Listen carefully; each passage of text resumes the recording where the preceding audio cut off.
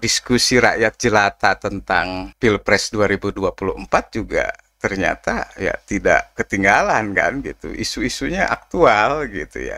Mereka juga menyimak perkembangan yang sedang berlangsung di panggung menjelang Pilpres 2024.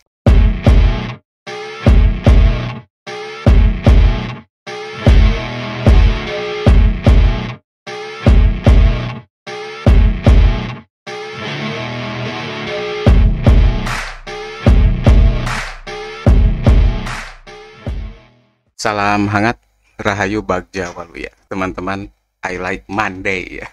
Kemarin menikmati akhir pekan. Bagaimana kabarnya? Semoga baik-baik saja ya. Dan kita tetap bergembira walaupun banyak peristiwa yang sebetulnya ya harus kita renungi begitu ya. Tetapi dengan kegembiraan berusaha tetap untuk sehat. Ya, kegembiraan itu menyehatkan. Seperti halnya masyarakat yang tampaknya juga bergembira gitu. Menghadapi gonjang-ganjing isu politik juga kalau kita lihat di warung-warung kopi gitu ya, di pos ronda gitu, di ya tempat nongkrong kayak begitu. Diskusi berjalan dan diskusi yang gembira begitu ya. Mereka juga menjadi pengamat. Dan pengamat itu bebas kan sebetulnya, bisa ngomong apa saja. Walaupun boleh jadi sebetulnya apa yang ditelisik itu jauh panggang dari api. Hanya sekadar gosip begitu ya, gosip-gosip di pinggiran. Bukan gosip ya, jadi hanya merespon saja karena masyarakat juga sekarang mengikuti dengan era media yang sekarang sudah terbuka begitu ya, sosial media, media sosial, mereka juga ya diam-diam mengikuti kan gitu. Dan bahkan ada juga yang rajin menyuarakan pandangannya tentang perhelatan menjelang pesta demokrasi 2024 begitu.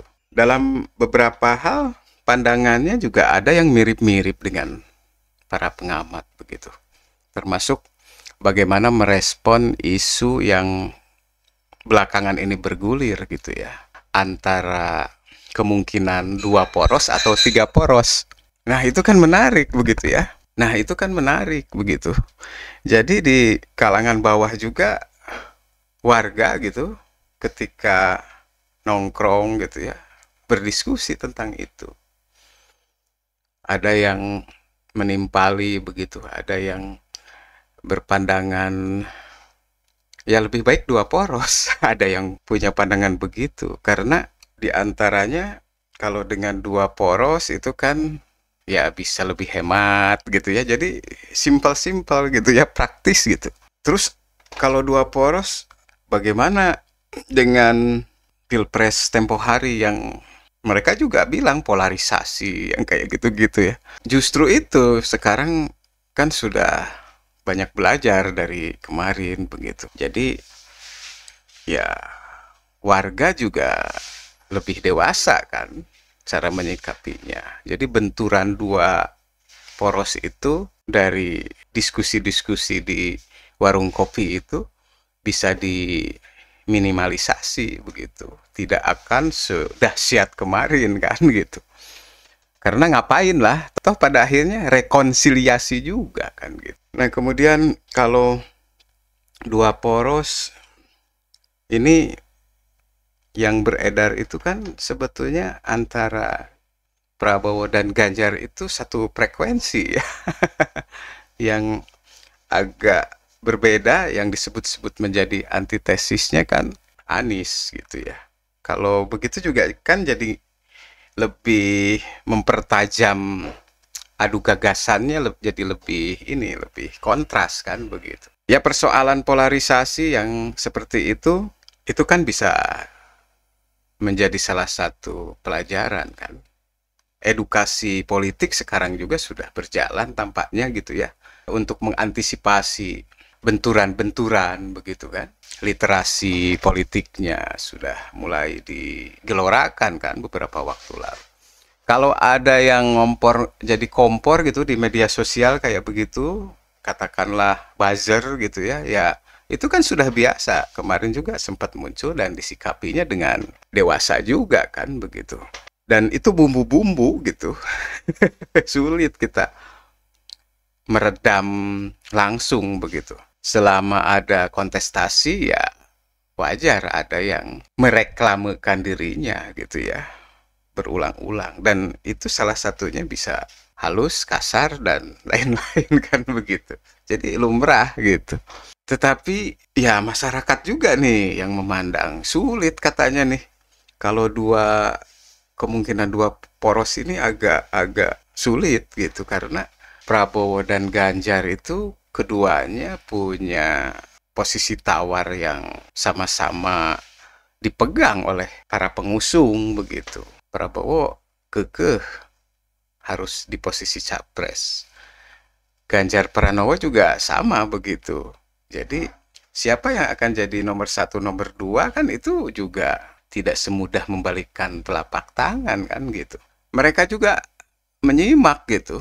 Umpama nih perbincangan antara Tanajwa di Mata Najwa ya, perbincangan obrolan di Mata Najwa itu antara Najwa Shihab, Mbak Nana dan Prabowo, itu kan jelas ketika Mbak Nana mencoba memancing-mancing bakal calon wakil presiden sampai menyebut nama kan gitu.